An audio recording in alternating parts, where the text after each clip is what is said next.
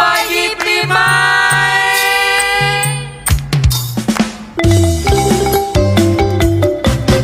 สบายดีปีใหม่ลาว2025พศ2568สบายดีปีใหม่ลาว ปีใหม่นี้ขออวยพรใจให้บรรดาทานจงมีสุขภาพแข็งแรงอายุมั่นขวนยืนปราศจากโรคภัยไข้เจ็บปรารถนาสิ่งใดขอให้ได้สมฮักสมปรารถนา ขอให้ทุกท่านโชคดีปีใหม่ปี 2025